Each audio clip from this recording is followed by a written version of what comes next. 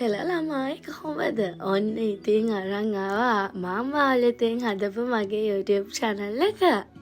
මගේ page එක වගේම YouTube channel එක පටන් ගත්තෙත් මම piyumisyummyparadise කියන නමින්මයි. එහෙනම් ඉතින් ඔයාලා හැමෝම ආදරෙන් පිළිගන්නවා මගේ රසවත් පාරාදීසයට. ඉතින් ගොඩ කාලයක් ආසාවෙන් හිටපු දෙයක් මේක. හැබැයි හැමදාම පස්සට දදා අද හෙට කී හිටියා. කොහොම හරි ඉතින් හැමෝගෙම බල කිරීමත් එක්ක YouTube channel එකක් පටන් ගන්න හිතුවා. එහෙනම් ඉතින් ආදරණීය ඔයාලගෙන් ඉල්ලනවා ඉක්මනින්ම මගේ YouTube channel එක subscribe කරලා bell icon එකත් click කරන්න. එතකොට මම දාන වීඩියෝස් ඉක්මනටම ඔයාට බලන්න පුළුවන්. ඉතින් page එක පටන් අරගෙන මාස 3ක් ඉවරයි. මේ මාස 3ක් ඉවර වුණාට පස්සේ මට හිතුණා channel එක ඇත්තටම හදලා ඉවර කරා නම් හොඳයි කියලා. ඉස්සරහට page එකේ තිබ්බ recipe videos එක්කම YouTube channel එකේ රස recipe ගොඩාක් අරන් එනවා මං. එහෙනම් ආයෙත් ඉල්ලනවා ඉක්මනටම මාව subscribe කරලා තියාගන්න.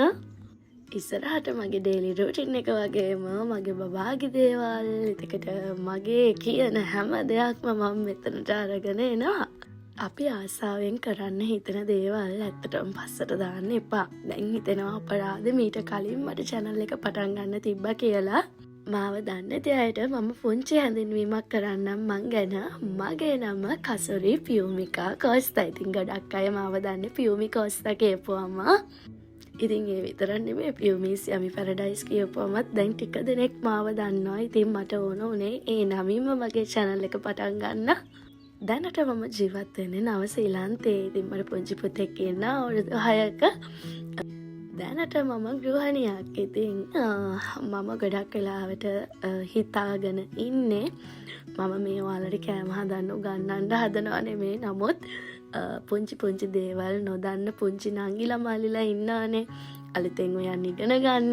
ඉතින් මට ඕන මන් දන්න පුංචි දේවල් ඔයාලත් එක්ක බෙදා ගන්න. අපි හැමෝම අංග සම්පූර්ණ මිනිස්සු නෙමෙයි. නමුත් එක එක්කෙනාට ආවේනික වූ එක ක්‍රම තියෙනවා උයන.